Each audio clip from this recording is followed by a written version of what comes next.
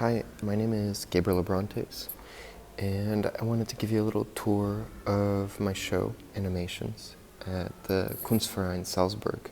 There's 3 sections of work. There's paintings, there's some watercolors and drawings, and then there's some videos that can be found beyond these passages. The paintings and the 2 films are very recent works. The 2 films are the last 2 short films that I did, and the paintings are all from 220, and they're a new series of work. These watercolors are, the first thing you see when you come into the show, and they're a very particular kind of work in the sense that they're very personal pieces. They're all gifts that I gave to my mother and my father and to my partner, and also to my grandmother. And, they reach really far back. They go all the way to 2007 with the first one on the top left over there. And they go all the way to 220. I don't know, I thought it was sort of an intimate and personal way to welcome the spectator into the show. What's interesting is that it's work that I made without thinking that it would be shown. It's just simple, sometimes very naive themes and often bright colors or playful. And for example, this one, Fernanda, that's my grandmother's name. And then what did I write? I said, to my sweet grandmother, with a lot of love, from Gabriel, 2018. And so that's the little watercolor I had made for her. So yeah, in a lot of them you can see the dedications. My mom's a Scorpio, so often I give her little Scorpio drawings. My father's a Sagittarius, so I gave him once a Sagittarius centaur. So anyway, I think it was just sort of a low-key and sort of intimate and sweet way to start the show. Yeah. Then as for these paintings, this one's called Reclining Figure or Cat Lady. And all of the paintings are made in the same way, in the sense that they are made on a computer, on Autodesk Maya, which is a 3D modeling software and animation software that's usually used for animating feature films, like it's used in Hollywood films. And I use it both for my films and also for my paintings. And the 2 films that are here in the show, Artificial Humors and Jeune Fille, have main characters that aren't people. In Artificial Humors, it's a little robot, and in Jeune Fille, it's a sculpture.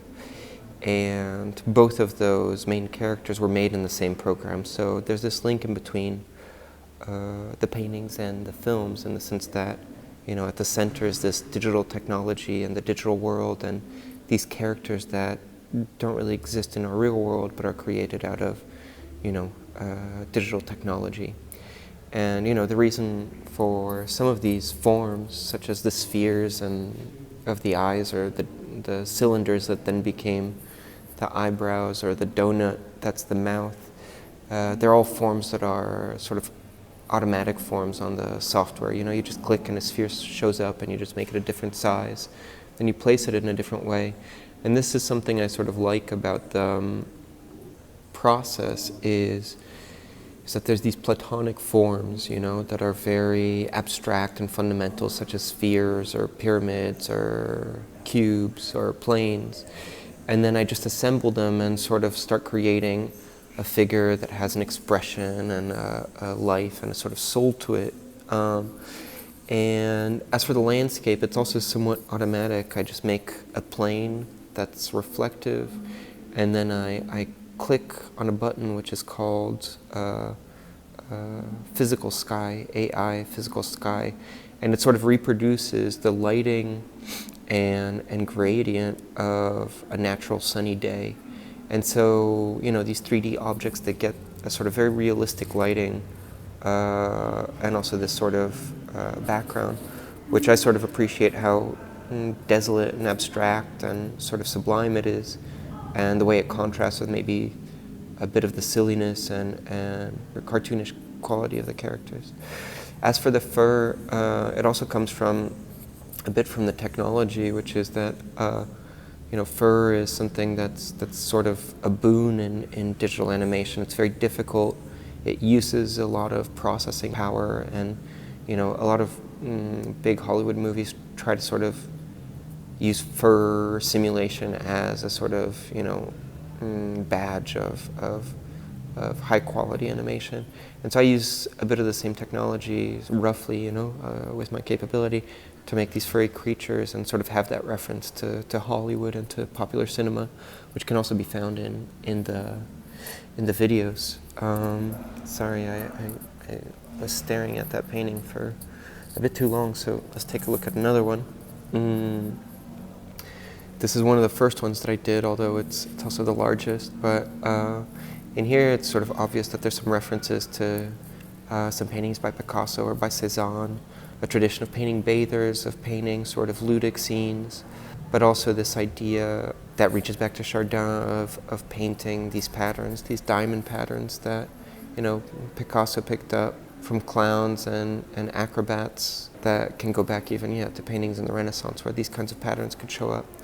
But then there's other kinds of references that might span from Magritte and a more surrealist tradition of painting, all the way to Ed Ruscha and his sort of, post-capitalist, post-human gradient landscapes. The last section of paintings are these 5 portraits. A lot of them have individual names. And it comes from the same process, using this digital technology to assemble spheres and donuts and furry shapes into characters. Something I've been playing with more recently is evident in this painting, which is cloth dynamics and folds. And that, is sort of me thinking also about the tradition of still life, painting these sort of intricacies. Somebody asked me how I practically make these paintings. So I'll make them on the computer and then I'll project them onto the canvas. And after projecting them, I'll just trace them, so that the donut is perfect enough and the spheres are perfect enough and the little flute is perfect enough. And then I'll just paint it while I look at the screen. I like sort of how these characters, they can be playful and fun and comic, but at the same time sort of they seem tragic and might seem anxious. So there's this dynamic that sort of oscillates. And I'll take you into the first film.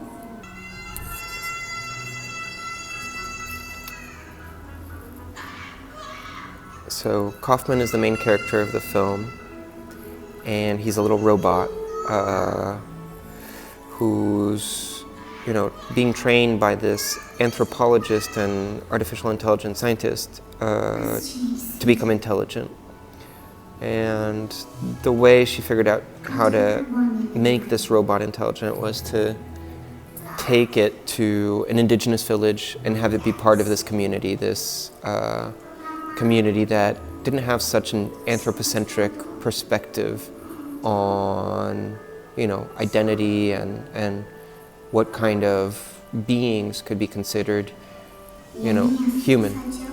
But he ends up falling in love with this young woman who is a young woman from the Yawalapiti village, Jo, and she also falls in love with the robot. So it's a love story in the end. And the films, they have these sort of Hollywood references, the music, the storyline, and I see that, I don't know, it maybe comes from a sincere love and passion for Hollywood cinema, but also as, in some senses a critique as well. It's a dense movie, but it's also meant to be a playful movie, and that almost anybody could watch, whether it be a kid or somebody who's into contemporary art, or somebody who just likes watching movies about robots. It's a 24-minute movie, and hopefully enjoy it. Now let me take you to the last video. So this next video is called Les extraordinaires mésaventures de la jeune fille de Pierre. And the film is about this sculptor who's known in the film as Jeune Fille. And it's a sculpture that's from the Louvre, and a lot of the film was filmed in the Louvre, which I'm very grateful for.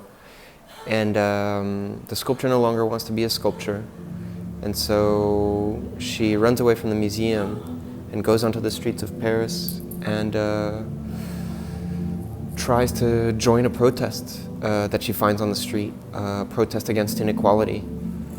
Just then the police come, and the scene that just showed up, where the policeman is hitting her, is the conclusion of that. Now she's here on her bicycle, heading back to the museum. You know, so it's a story about art, and art that somehow is unhappy with itself, and that wants to become more than just art, wants to become political, and yeah, that struggles with its position in the museum. So yeah, that's that film. So in general, this show, it's got a few themes. I think something that ties it together is, you know, the title. It's called Animations, and you know, both the films have main characters that are animated. These paintings also have characters that are animated, but in a deeper sense, maybe it's also about this idea that maybe something else can be at the center. Anyway, I hope you enjoy it, and that this walkthrough has been enjoyable as well.